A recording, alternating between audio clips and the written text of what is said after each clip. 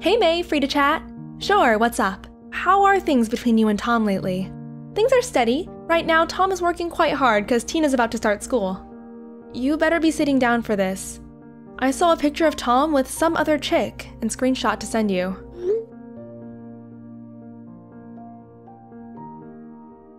The second I saw that image, it was as if someone slapped me in the face. At first, I thought there must be some kind of misunderstanding, but after stalking her Facebook page, it was pretty clear that it wasn't a misunderstanding. All of his declarations of love over time came flooding into my mind, one after the next. He told me on our wedding day that he would only love me. He even promised my parents to take care of me until the day he dies. How could he do this to me? I got a grip on myself and thought hard about what to do next. Should I get in touch with the other woman or wait to talk to him? I decided I'd wait to talk to him. When I had the chance, I asked him about the infidelity in a suggestive way, but that turned into a full-blown argument. He accused me of not trusting him, saying he works so hard and can't believe he has to come home to this nonsense. Well, what about me? I also work hard to share the load and responsibility. I take care of our daughter Tina. I look after the house. Whatever I can do, I do because I want our family unit to work. In the end, I decided to get in touch with the other woman, hoping that she would leave him alone if she knew that he was already married. But her reply was like another slap in the face. She said, "I already knew he was married, but I didn't care. I love him and I make him happy. I can accept the situation. You're already his wife. What more do you want? Just accept it." Wait, what's going on?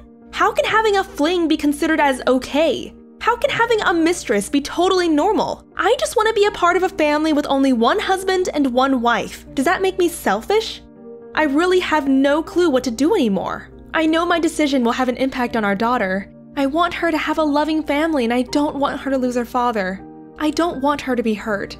But if I stay and put up with it just for our daughter, she'll have a family where her dad doesn't love her mom. Is that really better for her? So I texted my husband to say I needed to speak with him and told him that if he doesn't show up, I'd take that to be his decision. After we had our argument yesterday, he disappeared and didn't come home to sleep. It's obvious where he spent the night.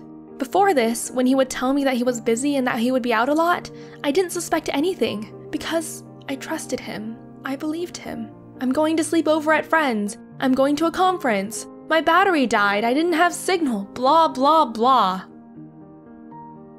I sat and waited for him, really not sure whether he would turn up, but he did. And not just that, but he asked me if things could go back to the way they were. He said that he would respect me as his wife and take care of me and our daughter. But then he added that there may be some days where he goes to see her. He told me that he still loves me and that it was perfectly normal in this day and age to have many homes. I couldn't listen to his selfishness a second longer and told him to shut up. I made my decision right there and then. After all, the day we exchanged vows, I was to be his wife, his only wife. There was no talk of wife and mistress or any other arrangement.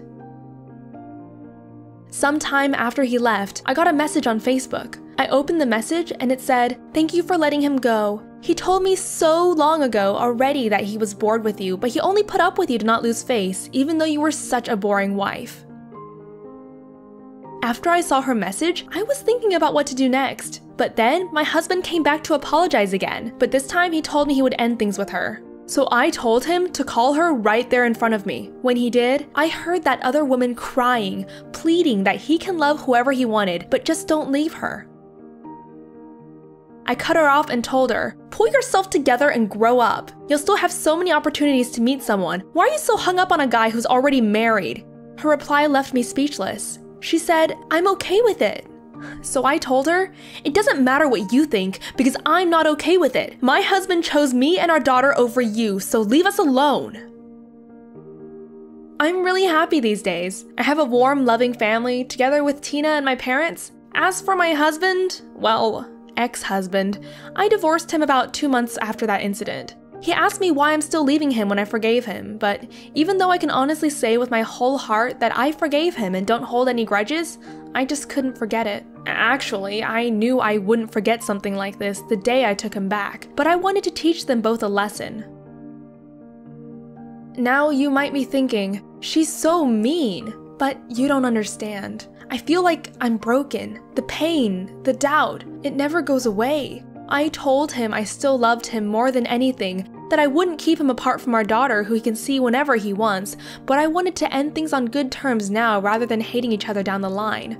I told him I wouldn't be angry if he met someone else he loved who loved him too, but that he should not do what he did to me to someone else. Some people learn from their mistakes, but some people really just don't get it and somehow get away with things. Each person has a choice, and I've chosen for it to be this way.